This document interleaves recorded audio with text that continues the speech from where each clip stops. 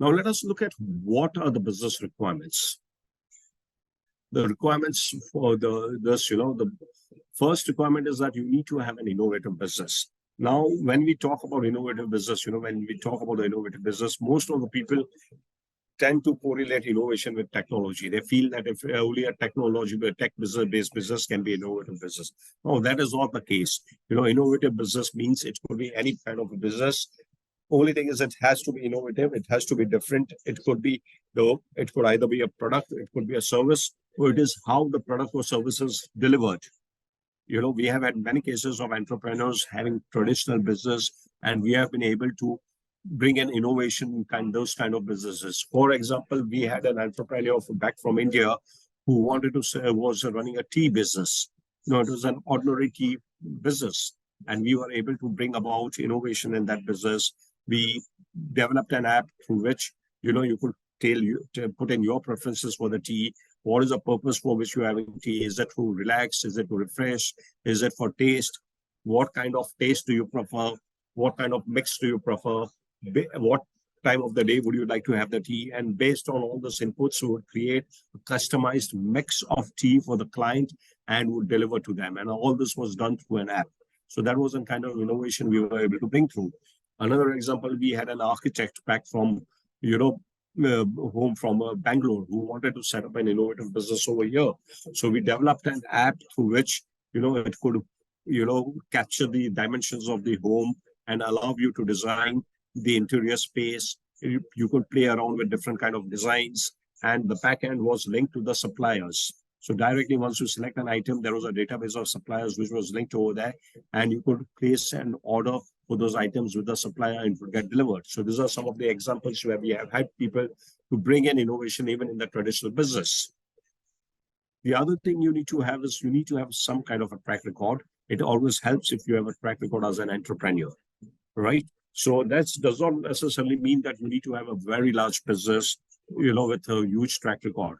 Even if you have some kind of an entrepreneurial experience, 2 years, 3 years in setting up a business, and you have some proof of concept, then it becomes easy for you to get your business approved over here. And I'm sure that most of you, who are entrepreneurs over here, would have some kind of a business track record, and it can easily qualify for the program. Other thing, of course, we have to look at is the economic viability of the program. Now, economic viability does not mean that program has to be successful.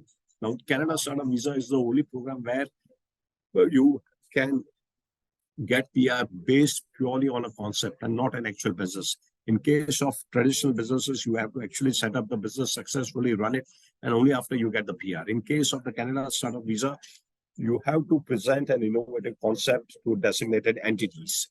And only then, and based on the business concept, you can apply for the PR. The government understands that not all startups are going to be successful. So the success of the business has nothing to do with your PR. The other requirement that you need to show is that your business is globally scalable. So it should not be a business which is restricted to a local particular city or a location. You have to show that your business has the potential to grow across North America and also across the world. And last and the least is you need to have a solid business plan. Like we said, that your business startup visa is the only business where you can get PR on the basis of, you can apply for PR on the basis of a business concept. And that's where your business plans comes in. You need to do a right kind of research. And here is where we come in. We'll help you in doing the right kind of research. We'll help you in preparing a solid business plan, which can be approved by the designated entity and make you eligible for the PR. And last, and the most important thing about the startup visa is that, this is a program where up to 5 founders can come together and form a company, and all 5 of them can get PR along with their family members. So through a single program, through a single investment, 5 people and their family members can get the PR. Right? So these are some of the benefits that we have of the Canada Startup Visa program. Now let us look at what are the other requirements of the Startup Visa program. We need to get, one of the key requirements and primary requirement of this program is that we need to get a letter of support from a designated entity. Now, this is a requirement which has been set up by Canadian government. Now, Canadian government says that, look, we don't understand. We are, government officials. We don't understand what is innovation. We don't want to get into identifying innovations and things like that. So they have outsourced this requirement of identifying innovative ideas and supporting them to agencies which specialize in startups and innovative business, like the venture capital funds, the angel investors, the business incubators, etc.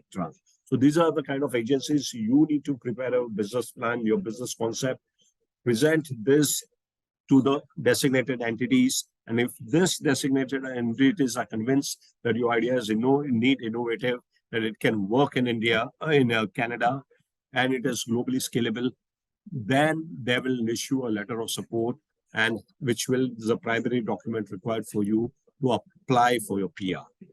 So the letter of support is a very important document. However, it doesn't mean once you get a letter of support, you'll get a PR. That is only a document which lets you apply for the PR.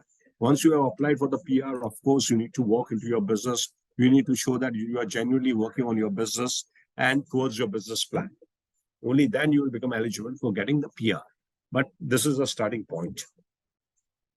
Also, you need to get, English language test. You need to apply for IELTS test, and you need to score CLB5, like we discussed earlier.